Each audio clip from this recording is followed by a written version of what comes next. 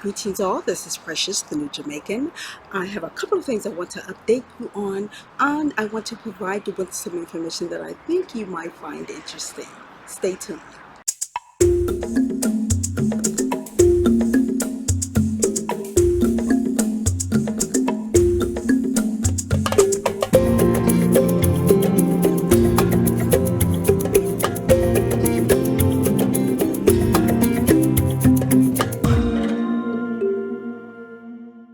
So next week it will be 5 months that we moved here to Jamaica, and we have accomplished a few things. I have my citizenship.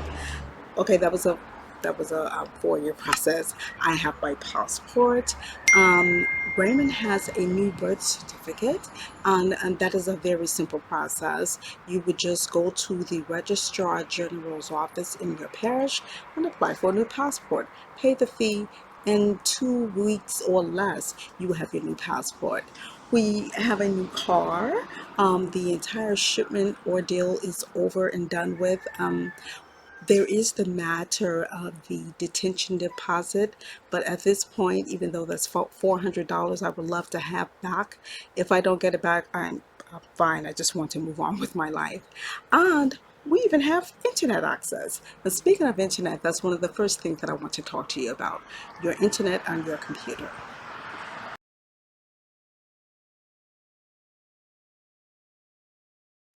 So as you know, your computer knows when you're, not so much your computer, but the internet knows when you are in a different location that you normally are. So when you are in the States, it knows you're in the States. When you're in the UK, it knows you're in the UK. When you're in Jamaica, so forth and so on. You get what I'm saying. So when you are abroad, your logins and permissions that you set to recognize your computer as a trusted device may not stick. So keep that in mind. We have even had the issue of logging into, say, Yahoo, Google, even YouTube, Amazon. Um, if you have set it where you automatically, once you go onto one of those, say one of those sites, and you normally automatically logged in, that may not be the case. It recognizes that you're not where you normally are, and it will sort of break the login, not break it, but sever the login. So you may have to log in again. If also you have gone on to, say, certain sites where you need to you have the option of having this site recognize this device as a trusted device, that will break also. And that particularly happens when you're dealing with financial institutions. And that's the next topic.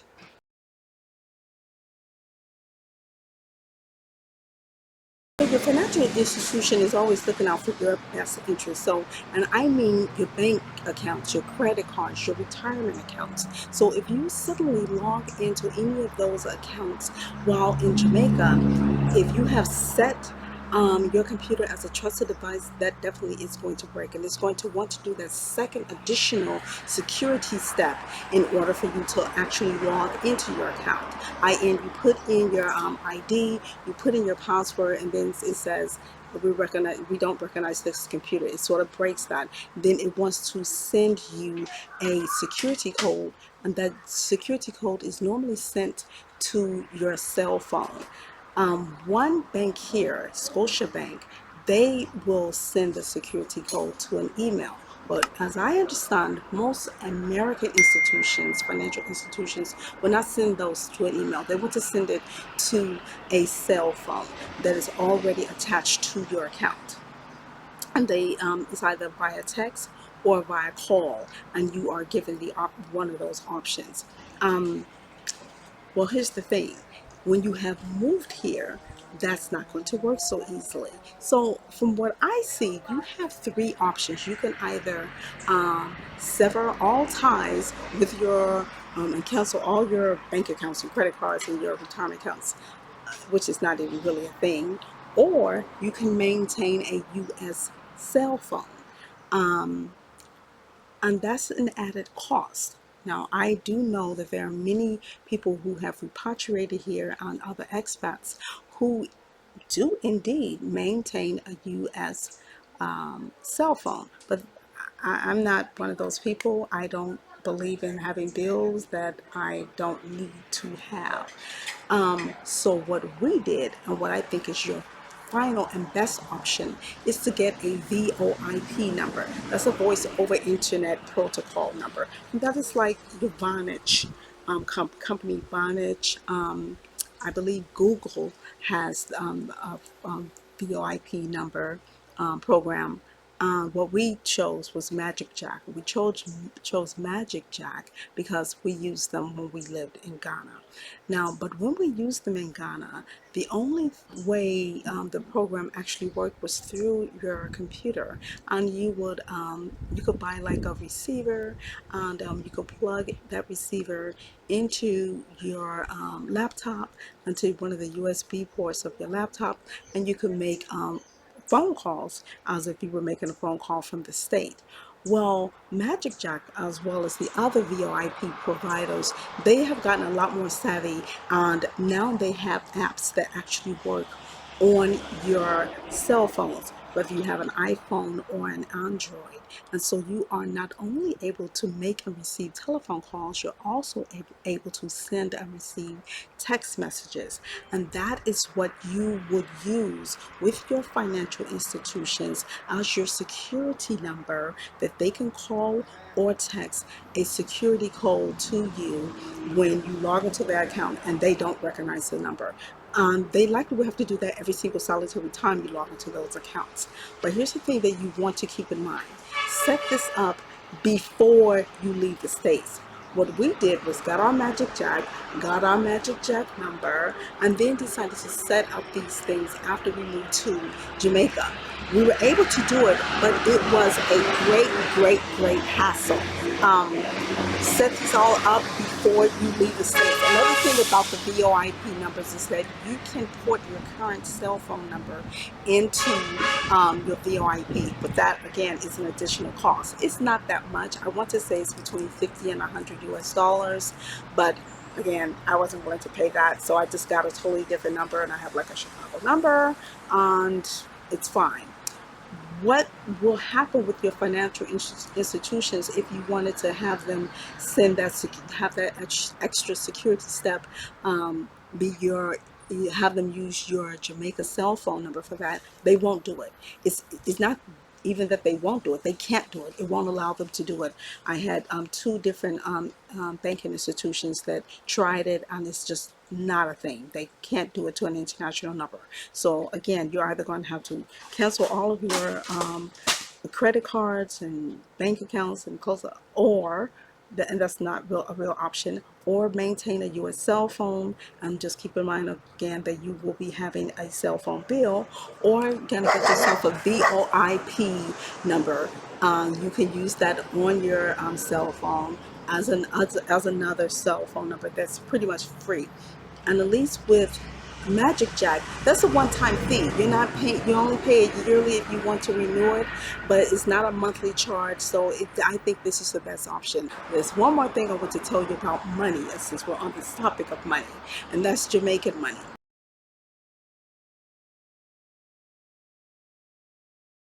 Now, when I was a kid, and I'm still one of those people, when I see even a penny on the ground, I pick it up. Like, I pick this money. We used to say pennies make nickels, nickels make dimes, dimes make quarters, quarters make dollars. But here in Jamaica, if you see some money on the ground, unless it's in pristine shape, just leave it there. No person, no institution is going to accept it if it's even slightly damaged. Um, you can get older money when you go to an ATM or to a bank and you withdraw some money. I'm not saying that all the money is going to be perfectly fresh and brand new, but I'm telling you, if there's a slight tear, nobody's taking it. If the coins are damaged even a little bit, nobody's taking it. So I mean, I've had that happen to me a couple of times. So just keep that in mind. If it's damaged, you may as well just throw it away. Another thing is there is a $5,000 note here in Jamaica. There is a commemorative one that most Jamaicans think is counterfeit. It is not. And if and it has, if I find a picture of it, I would put it up. But I really think that this is the Bank of Jamaica's bad, they did not make it clear to most of the people that this note was out there, that it's in circulation. So when people get it, they think it's counterfeit, and they don't want to use it. Um, I even saw a very recent video where someone sold a motorbike to someone and thought that they were paid in counterfeit money. It wasn't the case. Raymond and I tried to buy some, well, we did buy some jewelry from this person at one of the beaches. And he was like, oh, I don't recognize this. Thankfully, we had an old note or a regular note that we were able to pay him with, because he wasn't willing to take it. And if you run into that kind of situation, don't argue with them. They're not going to, they're going to think you're giving them fake money. So if you have an older note, the regular $5,000 note, go ahead and use that, pay them with that. Don't worry about the commemorative note. Again, I'll put a picture of it up if I indeed find it, but you will or possibly run into that problem. I did see on the JIS website, Jamaica Information Service website, an article on this very situation, but still, people, I don't think that was enough. It needs to be on the news or something like that, because it needs to be known to the Jamaican public that that note is out there, it is in circulation, and that it is not counterfeit. But you might run into that.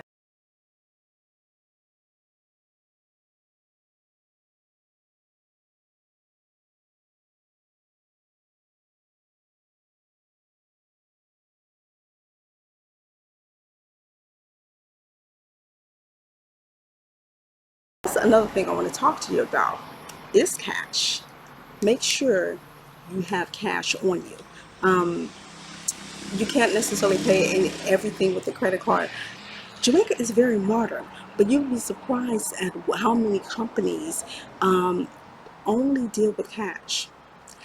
um, or or you call ahead. That may be another option. Just call ahead and make sure that they accept credit cards or debit cards, and that they don't accept only accept cash, and that if they do indeed accept credit cards, that the machine works, because it may be down. Now, that's not necessarily a Jamaican issue. I'm not suggesting that it is, because I've dealt with that even when I lived in Chicago. Um, it's one restaurant in particular. The credit card machine is always down. And you wouldn't know until you got there to pay for your food that, oh, you're only accepting cash today. That was a Jamaican restaurant. That's just by chance, I'm sure. Anyway, but at any rate, just make sure that you do have enough cash on you, or you call ahead to make sure that they accept credit cards, because when we purchased our car, and I did a video on the whole purchasing of the car ordeal, so please go back and give that one a watch. And we ran to an insurance broker to get insurance because we had to drive home. Turns out we couldn't pay her with a credit card, and we didn't actually have enough money on us. So to pay for the whole year policy. So we ended up having to pay for 3 months, and then 3 months in December, or was it November? At any rate, when we went to pay for the rest of it at the in the actual insurance company in Port Antonio, we were able to pay the rest of that with a credit card. But that actually leads into my next topic, insurance.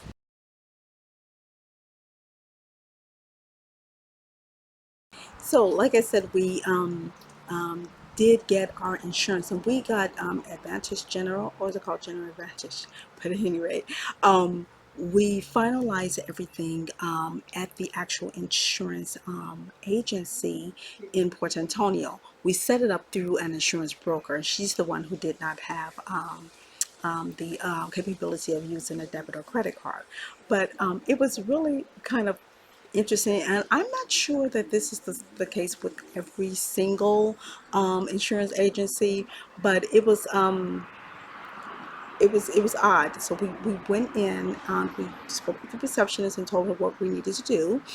So we had to sign in, and then she had us have a seat, and then we had to see the agent or clerk or whomever, and she looked us up in their system. By the time our policy was in the system, and looked us up in the system, did a little stuff with us, and had us have a seat.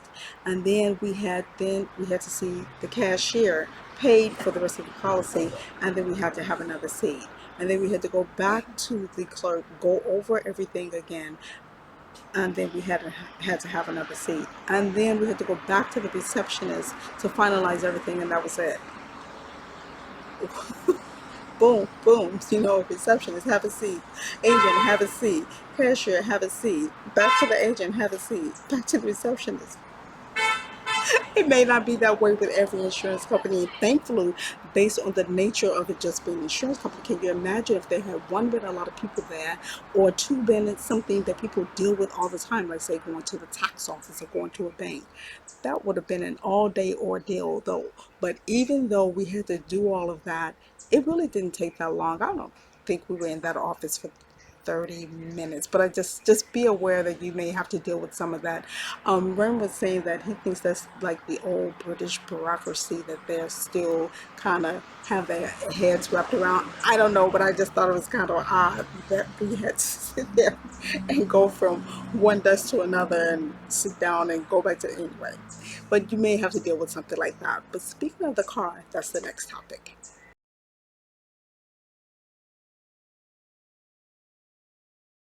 So when we purchased our car, and I'm assuming it's going to be the same way if you're purchasing a new car or whether you're purchasing a used car, you don't get your title right away. It's going to take about 3 months for you to get your title. Um, we do not have it as of yet. We went once to you get it from the tax office, and we went once to the tax office. It wasn't ready yet, or we didn't go in because it was a whole bunch of people, and we tried to go just yesterday, in fact, but we're in the middle of the holiday season, and it was crazy in Port Antonio. So we're gonna go after the holiday, and hopefully we will have our title in hand. So yes, keep in mind that when you purchase a car, you're not going to get your your new title, for 3 months before the whole thing is over and done with. But that's the next topic with respect to the car, and that is your fitness certificate.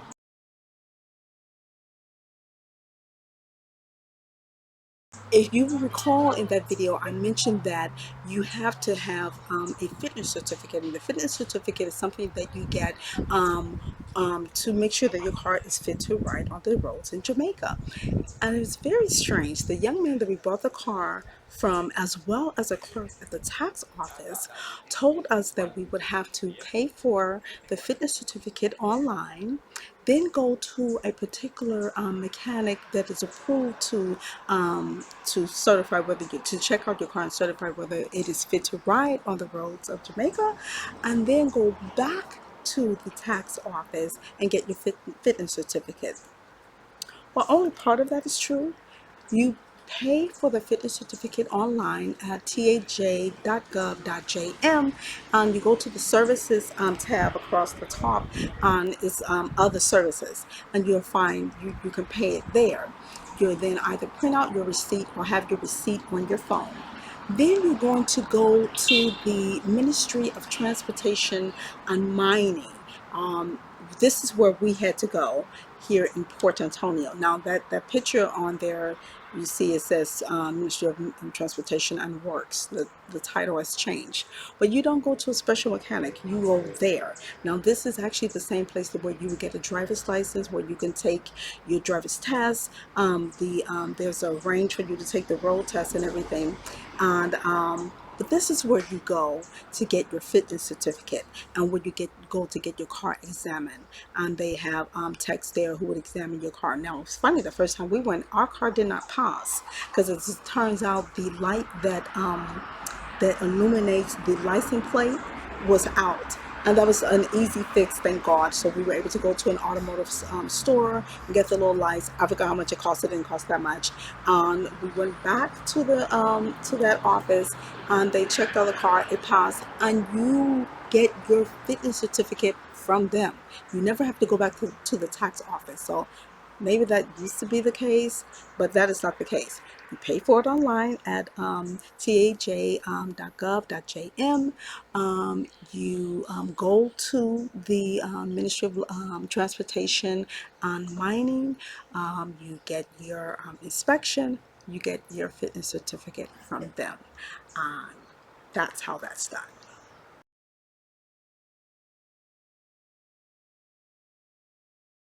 So, like I said, the Ministry of Transportation and Mining is the same place where you would take the driver's test and your road test. And we are going to get a Jamaica driver's license. We have not done that yet. I'm not exactly sure when we will do that. You can drive on your foreign license for a year, but I want to make sure that I have some kind of Jamaican ID. To that end, since we're not going to get the driver's license just yet, um, we have to get some other kind of Jamaican ID. So we decided that we're going to go ahead and get a voter registration card, which, unlike the US, is actually a picture ID. Um, Jamaica does not have a national ID card. They were trying to get that. In fact, they implemented one, but it would end up being struck down by the Supreme Court as being unconstitutional, and that it was too invasive or whatnot. I'm going to do a total separate video on us receiving our Jamaican ID because, as it turns out, it's a lot more involved than just going in there and getting a voter registration card. So I'm going to do a total separate video on that. But I will eventually get a Jamaican driver's license.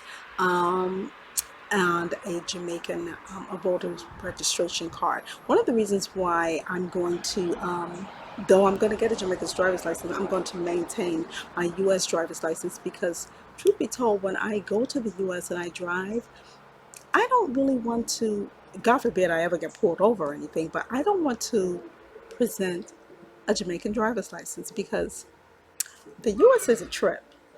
And they are really a trip when it comes to people who look like me, us. Um, so I don't want to give anybody any reasons to give me any more of a hard time than they already like to give us. So I'm going to maintain a U.S. driver's license, but I'm also going to get my Jamaican driver's license. Now, when I do, I will bring you along on that process.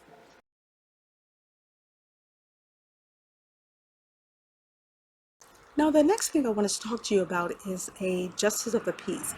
Justice of the Peace, JPs, are very necessary here in Jamaica. You're going to need them for your citizenship application, for your passport application, for, say, if you are going to go ahead and ship some things in, and you're going to have a Jamaica agent clear those things for you. You're going to have to get them to sign a letter saying that you give so and so the authority to clear your items for you. You're going to need a JP for many, many, many things. So the thing about Justice of the Peace here in Jamaica, they don't sign things for people whom they do not know. So you're gonna have to get to know one. You're gonna have to have you, and you. This is not a difficult thing. You're gonna have family members or some friends or your neighbor or a minister or somebody or an attorney who's going to know. You hear that music? Who's going to know a justice of the peace and who can introduce you to one. Again, if they don't know you, they're not going to sign anything on your behalf. It's a little different from a notary in that respect. It's not just a matter of just putting their signing a document for you or notarizing a document for you. They need to know who you are. So get to know them. And they're very, very valuable for so many other things. It's really funny because Raymond and I were looking for a handyman, somebody to fix a broken washing machine. And we thought about, he actually it was Raymond who thought about it. He said, you know what, I'm going to call the JP because think about it. They know so many people. They come in contact with so many people that you'd be surprised who they know.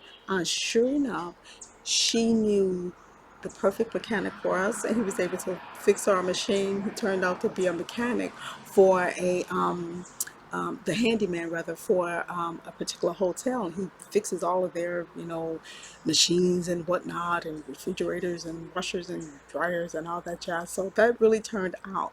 But also, you probably want to have a relationship with more than one, because you never know when one's going to be out of the country or busy. You may be in dire need of a justice of the peace for something important, or whatever. But get to know a justice of the peace and use them for more than just signing official documents. They are very important people. They know so many people, and they're very, very, very helpful. So that's something that you need to keep in mind.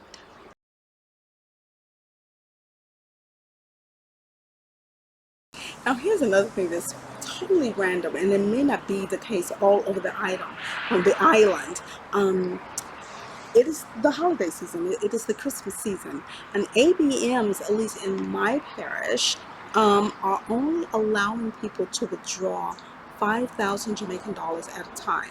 So you can easily go to a bank, but you already know what kind of a hassle that can be.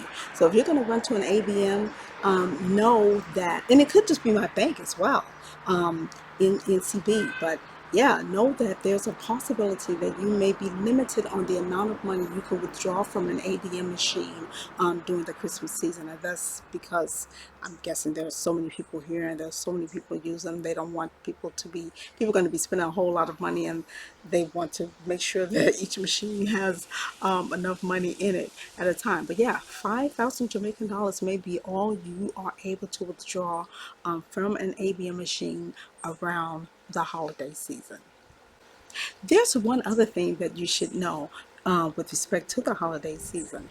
Let's say you're living here and you have an employee of sorts, or you have some kind of a business. Many employees, even if it's like a housekeeper, or like I said, you run some kind of business, they expect holiday bonuses, even if, like I said, it's the housekeeper, and not just Christmas. So if it's Independence weekend, I think what Independence Emancipation Day are like a week apart from each other. They expect a bonus from that. Now it's up to you whether you actually do that, but I want you just to know that, to be aware that if you employ someone, not a handyman who comes every now and again to fix something, or somebody who does your yard, unless you really have this person like on retainer, but they will expect a bonus for Easter, I believe, for Emancipation, Independence Day, not each day, because like I said, that's just a week apart, and for the holiday, for Christmas. So be prepared to do that, and it's usually like a week's salary. So keep that in mind.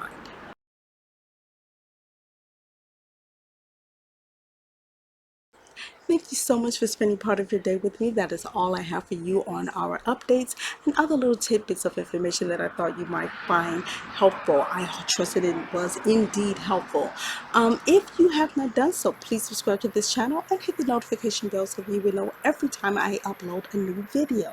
Please go back and get my other videos, or watch, a like, a comment, and share them as well. Signing off for now. Love, joy, and health to you. Until we meet again, stay conscious and stay connected. Peace.